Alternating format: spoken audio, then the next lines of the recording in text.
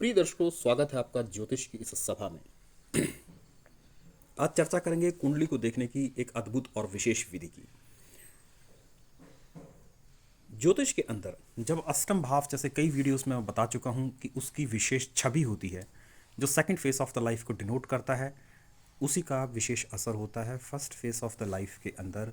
क्योंकि व्यक्ति का जो सीधा संबंध है वो उसके पिता से जुड़ा होता है, जीवन के प्रारंभ काल से जुड़ा होता है जब वो किसी के ऊपर निर्भर है। First face of the life को हम लगन से देखते हैं, second face of the life को एट्थ हाउस से देखते हैं। Eighth house, the second face, व्यक्ति खुद क्या है और कितना सफल है वो second face of the life में ही पता चलता है। 21-25 वर्ष की आयु तक तो व्यक्ति वही रहता है जो उसके पिता का संबंध है, उसके बाद भी उसकी सफलता उसके बैकग्राउंड पे ही निर्भर करती है। जबकि 40-45 वर्ष की आयु होते होते व्यक्ति के द्वितीय भाव ये हो जाता है, जिसमें यदि बैकग्राउंड से वो बड़ा धनाढ्य था भी तो भी वो डूब सकता है या चल सकता है, ये समय तय करता है, जो कि सीधा कंसर्न उसके खुद की योग्यता, नसीब और सब चीज़ों से होता है। Second face of the life, बहुत सारे ऐसे लोग हैं जन्म तो धनाढ्य परिवार में होता है और वो आगे चल के डूब जाते हैं, और इसका उल्टा भी इतना सच है।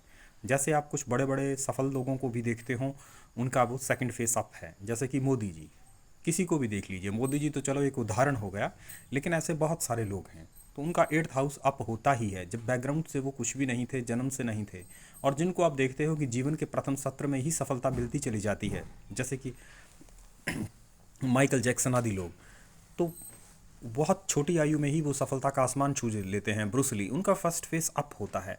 आमतौर पर अलेक्जेंडर, फर्स्ट फेस इन लोगों का अप है, लगन बहुत अप है। सेकंड फेस की बारी आयु तो डाउन है। 32 वर्ष की आयु में ही अलेक्जेंडर दुनिया से अलविदा कह गए, जवानी में ही ब्रूस ली भी चले गए।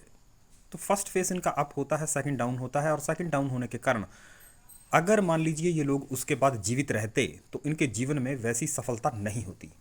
ठीक, या तो सफलता किसी दूसरे इसमें चली जाती, या ये उस तरह के सफल व्यक्तित्व नहीं कहलाते, क्योंकि इनके जीवन में प्रथम भोग्य काल समाप्त हो गया। तो दोस्तों, ये है जीवन का प्रथम सत्र और द्वितीय सत्र। अब विशेष चर्चा करेंगे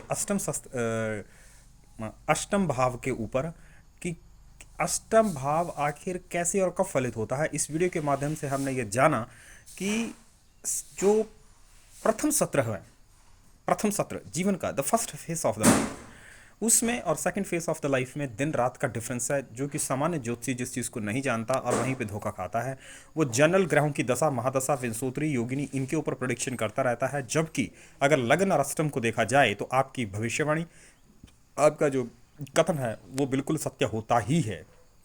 आप किसी की भी कुंडली को उठा के देख लें, चाहे वो बड़ी पर्सनैलिटी हो, छोटी हो, या आपकी खुद की कुंडली हो, हर कुंडली को इस आधार पर आंका जा सकता है। अगले वीडियो में जारी रहेगी चर्चा। चर्चा करेंगे कि अष्टम भाव पर बनने वाले विशेष योग, जो कि पिछले वीडियोस में हमने नहीं किया, अभी तक चर्चा नहीं आई है। अगले वीडियो में रहेगी चर्चा कि अष्टम भाव में अगर विशेष योग बन जाए तो व्यक्ति, क्योंकि मेन पार्ट वही है, किस तरह से सफलता प्राप्त होती है। तब तक देखते रहिए आवाज़ ज्योतिष की। धन्यवाद।